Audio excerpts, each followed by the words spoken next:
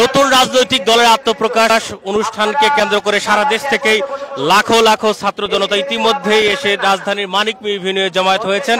অবশেষে দীর্ঘ অপেক্ষার পর ছাত্রদের নতুন রাজনৈতিক দল আত্মপ্রকাশ করতে যাচ্ছে, যে দলটির নাম হবে জাতীয় নাগরিক পার্টি।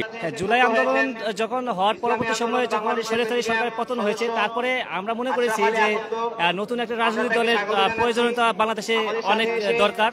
তখন থেকে আমরা ভাবতেছিলাম যে এমন কিছু হবে কিনা, আমাদের একটা প্রত্যাশা ছিল। তো আমরা আজকে সেই প্রত্যাশা আমাদের পূরণ হতে যাচ্ছে। আমরা মনে করতেছি এর মাধ্যমে আমরা আগামী বাংলাদেশ ভালোভাবে করতে পারবো। দেশ জুড়ে তোলপাড় ওয়ালটন ফ্রিজ কিনে আপনিও হয়ে যেতে পারেন মিলেনিয়ার।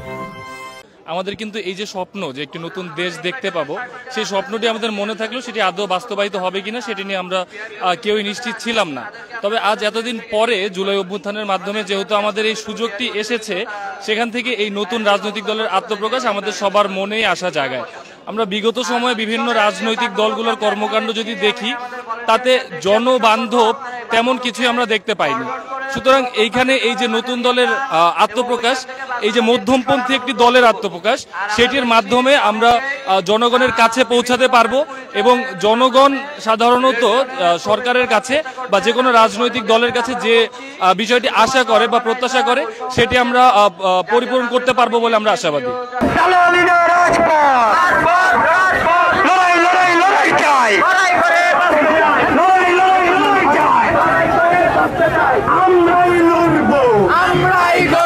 আমাদের এই বাংলাদেশের প্রেক্ষাপটে এই পর্যন্ত আমরা যত রাজনৈতিক দল দেখেছি, সবাই তার নিজের স্বার্থনীতি এবং ক্ষমতা লোভের কারণে তারা জনগণকে পিঁপড়ের মতো মারছে।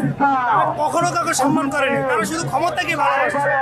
আমাদের এমন একটা দল আমরা ঘোষণা করছি এবং আমরা চেষ্টা করবো এখানে সাধারণ মানুষকে পাশে নিয়ে।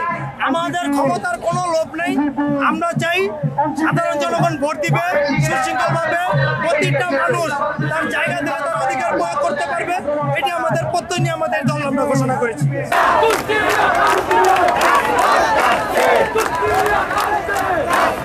সবারই একটি কথা যে চাঁদাবাজি মুক্ত একটি দেশ চাই।